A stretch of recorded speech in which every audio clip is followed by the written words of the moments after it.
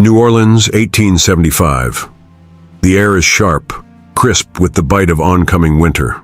The streets of New Orleans are still lively, but the season has begun to shift. Women pull their shawls tighter, and the scent of burning wood drifts from chimneys above.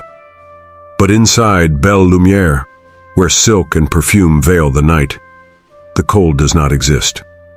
This is a city of masks, some made of silk and lace, others of lies and forgotten prayers. And Rosa Duval, she wears hers well. She stands by the window of the second-floor balcony, watching the city below with unreadable eyes. The gaslights cast a golden glow over the streets, illuminating men who have come to lose their fortunes, and women who have long since lost their dreams. The brothel is quiet, for now. The night is young, and soon the halls will be filled with the murmurs of secrets that will never leave these walls. Rosa's fingers tighten around the edge of the curtain. She knows this world too well, knows the way men look at her, like something to be bought, to be owned. She knows the way Madame Varenne runs this house with an iron grip, her voice smooth as honey, but her rules sharp as glass. Above all, she knows that love is nothing but a well-dressed lie, a trick, a game she stopped playing long ago. Outside, the sky darkens, and the city hums with restless energy. The wind picks up, whistling through the alleyways, carrying the first whispers of winter. She turns from the window, smoothing the fabric of her deep red gown, and prepares herself for another night of carefully rehearsed smiles and whispered deceits. And then, the door downstairs creaks open, new footsteps, not hurried like the usual men who come through these doors, eager and desperate. No, this is different, steady, uncertain but unafraid. She doesn't know it yet, but this is the moment everything changes. Because the man who just walked into Belle Lumiere is not here for what the others seek. And Rosa Duval is not ready for what that means. Rosa doesn't look up at first. Men come and go, faces blurring together into something unremarkable. But then, silence. That's what catches her attention. Most men enter Belle Lumiere with quick steps and eager hands. But this one hesitates. His boots scuff against the floorboards, deliberate and slow, as if he does not belong here. She lifts her gaze, and for the first time in years, a man looks at her, and does not see what he is supposed to. Elias Carter stands in the doorway, the dim lantern light catching the rough edges of his face. His coat is worn, his boots dusty from the road. A man used to long miles, long nights. He is taller than most, broad-shouldered and weathered by years of work, or something harder. But it's his eyes that unsettle her. Not greedy, not desperate, steady, searching, and for some reason, tired.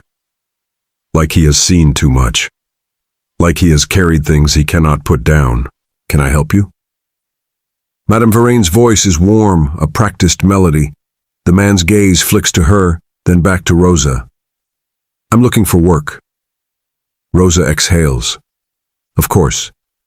He is not a customer. He is just another drifter, another man passing through.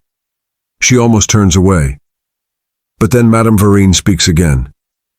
Farmhand sailor, or something else? Her smile is knowing, her eyes sharp as she tilts her head toward Rosa. Or maybe you're looking for company tonight. A familiar bitter taste fills Rosa's mouth. This is the moment. This is when he will glance at her, weigh the offer, and make his choice. He doesn't. Instead, he shakes his head. No, ma'am, Elias says. His voice is firm but not unkind. I've had enough of taking. A pause. Just need work. For the first time in a long time, Rosa feels something close to confusion. She has lived this life long enough to know how men work. They come, they take, they leave. This man is not following the script. She glances down at his hands, calloused, strong, but not from gambling or drinking, from something else. And then she notices the way he stands, upright, still, like a man who once stood in lines of other men, waiting for orders. Something clicks in her mind. You fought in the war. It's not a question. His jaw tightens slightly. A long time ago. She tilts her head, watching him now, searching for cracks. And now you shovel dirt? He meets her gaze, unreadable. Rather dig in the earth than put men in it. For the first time, Elias Carter unsettles her. Because men like him are supposed to be one thing or another. Hardened, violent, ruined. Not this. Not quiet and steady. With hands that have fought and yet refuse to take. She doesn't like it. Because men who do not follow the script are dangerous. They make you wonder. They make you remember. And Rosa has spent years trying to forget. She remembers the first time she was led into a room like this. She was 8 years old. Her mother's grip had been tight on her wrist. Too tight. Be still, she had whispered. Then, coins on a table, a man nodding, a woman smiling. And Rosa? She had watched her mother take the money and walk away. She had waited for her to come back. She never did. She straightens, pushing the memory down like she always does. Whatever this man wants, he will leave soon enough. They always do. But what Rosa doesn't know, what she cannot know, is that Elias Carter is not like the others, and he is not leaving anytime soon. Days pass, and yet, every time Rosa looks, he is still here. Not as a customer, not as a man looking for company, as something far more dangerous, a constant. She watches from the upper balcony as he hauls crates into the storage room behind the saloon. He moves like a man who has known labor his whole life, steady, unshaken. The other men talk, grumble, gamble away their wages. But Elias, he works, and when his shift is done, he lingers just long enough to nod at her. Never more than that. Just a nod. It unsettles her more than any whispered promise or lingering touch ever has. He's watching you. Rosa doesn't flinch at the voice. She knew Madame Verine would notice eventually. Nothing in this house escapes her. Verine steps beside her, gazing down at Elias like she is measuring his worth. What do you think he wants? Rosa's voice is smooth, uninterested. Verine chuckles, low and knowing. Men always want the same thing. But that's the problem, isn't it? Because Elias Carter does not look at Rosa the way other men do. He does not undress her with his eyes, does not speak to her with that thinly veiled hunger that makes her skin crawl. No. He looks at her as if he is waiting for something. And Rosa does not wait. She runs. That night, as she lies in her room staring at the ceiling, the memories creep in. She remembers the first time she was told to smile, the first time a man's hand brushed against her cheek, and she was too young to understand why it felt wrong. She remembers the night she stopped crying, because she had learned by then that tears do not change fate. And she remembers the day she became Rosa Duval, because the girl she had been before had long since disappeared. The next morning, she finds Elias in the back courtyard, tending to the horses. You should stop looking at me like that, she says. He glances up, confused. Like what? Like I'm something I'm not. Elias wipes his hands on a cloth, watching her carefully. And what is it you think you are? She smiles then, sharp as a blade. A woman who knows exactly how the world works. And how's that? Men take. Women endure. Elias exhales, shaking his head. That's not the way it's supposed to be. Rosa laughs, short and bitter. Then you're more foolish than I thought. She turns to leave, but before she does, she hears him say, almost too softly, or maybe you just don't know what it's like to be given something without a price. She hates that his words linger long after she's gone. Because if there is one thing Rosa Duval does not believe in, it is kindness. Rosa does not leave Belle Lumiere. Not because she can't, because she chooses not to. At least, that's what she tells herself. The city outside is chaos. Carriages rattling over cobblestone, voices rising over the scent of fresh bread and whiskey. She watches it from the balcony, a world just out of reach. She has not walked those streets in years. And then, one evening, as the lanterns flicker and the sky fades into purple, she does. It is Elias who forces her hand. Not with words, not with some grand declaration, but with something much worse. Patience. She has spent years perfecting the art of avoidance, but he makes it impossible. He does not push, does not demand. He simply exists, and that is enough to unravel her. So she leaves just for a little while. She tells herself she's just going to clear her head, to remind herself that she is not trapped here. The streets are louder than she remembers. The world feels too open, too exposed. She keeps walking. She does not realize where her feet are taking her until she hears the bells. A chapel. She stops at the threshold. The doors are open, candlelight flickering inside, shadows bending over wooden pews. It is quiet. Safe. Her pulse quickens. She has not set foot in a place like this since she was small enough to sit on her mother's lap. "You coming in, Cher?" The voice startles her. An older woman stands by the candles, her hands dusted with wax. "Not much for churches?" the woman asks, lighting another wick. Rosa does not answer. The woman glances at her, smiling slightly. "You look like someone who's looking for something." Rosa forces a smirk. "I don't wait for things, madame. I take them." The woman hums, watching the flame dance. "Maybe. Or maybe someone's waiting for you." Rosa doesn't stay to find out. She turns and walks away, back into the city, back to the world she knows. But that night, she dreams of candlelight, and for the first time in years, she remembers her mother's voice. Rosa does not like change. She has spent years surviving by predicting the world around her, knowing what to expect, knowing how to play the game. But now, everything feels off, wrong. Because for the first time, someone is waiting for her to change, and she doesn't know if she wants to. It is Elias. Always Elias. He is still here, still working behind the saloon, still nodding at her from a distance. Still looking at her like she is someone he recognizes, even though they've never met before. And it makes her want to run. Again. One evening she finds him alone behind the stables, rolling up his sleeves as he tends to a restless mare. She should turn back. Instead, she speaks. "You ever get tired of pretending?" Elias glances at her, brushing a hand down the horse's neck. "What am I pretending?" "That you're different from the others." He huffs a quiet laugh. "I don't pretend, Rosa."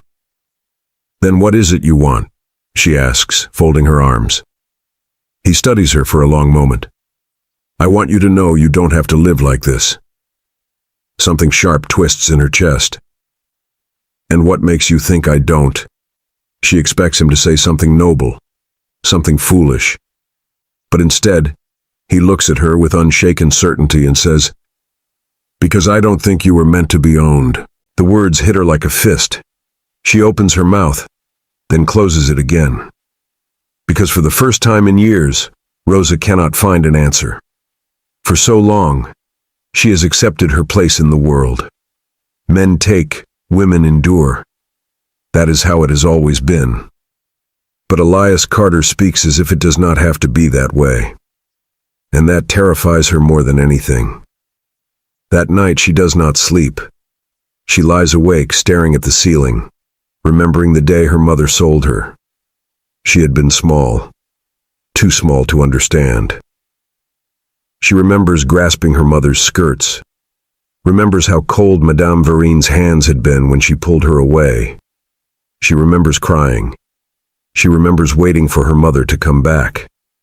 She never did. Rosa exhales, pressing a hand to her chest. She has long since buried that girl.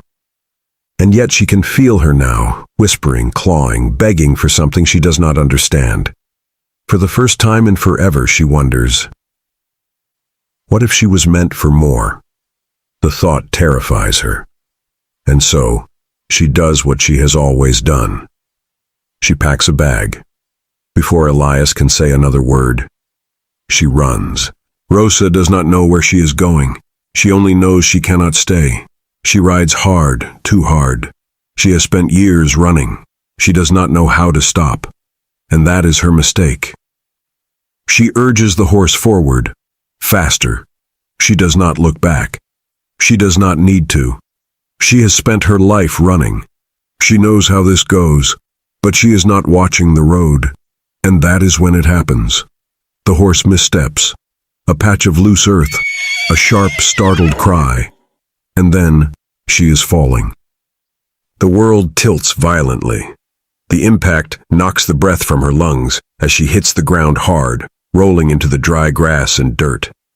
For a moment, there is only pain. A dull, crushing ache in her ribs. The sharp sting of scraped skin. She tries to push herself up, but dizziness swallows her whole. Her fingers curl weakly into the earth. She blinks, vision hazy, breath shallow. And then, footsteps, steady, sure, a voice. Low, familiar. Rosa. Warmth. Arms lifting her, holding her against something solid. She barely registers it at first, still caught in the haze of pain and exhaustion. But then she feels it. The warmth of another person. The steady rise and fall of breath. She knows this feeling, being carried, being caught. But for the first time, it does not feel like a cage. She wakes to firelight, wooden walls, the scent of pine and burning embers. A cabin, simple, quiet, warm. She shifts under the blankets, muscles sore but no longer aching. And then she sees him. Elias. Sitting by the hearth, arms folded, his gaze unreadable. Watching, waiting, not demanding, not asking questions. Just waiting. She exhales shakily, pressing a hand against her ribs. You found me, she murmurs, her voice rough. Elias doesn't move. Yeah. A beat of silence. Brought you back. The words settle between them, quiet and heavy. He doesn't say saved. He doesn't say rescued. Because Rosa was never something that needed to be saved. But maybe she was something worth finding. She looks away, fingers curling into the blanket. She should leave. She has always left. But for the first time, she doesn't want to. She does not know if she is ready. She only knows she is tired of running. She exhales, pressing a hand to her chest. Her voice is barely above a whisper. I want to stay. Elias nods once, his expression unreadable, but his shoulders relax. Then stay. And this time she does. Rosa doesn't know what comes next. She only knows she stayed. For the first time in her life, she chose to stay. The morning light slips through the cabin's wooden shutters, casting soft streaks of gold across the floor. Elias moves about the small space, tending to the fire, pouring water into a kettle. He works quietly, the way he always does. Not watching her, not waiting for her to say something profound. Just existing. And for some reason, that makes it easier to breathe. Rosa sits up slowly, wincing at the lingering ache in her ribs. Elias notices but doesn't comment.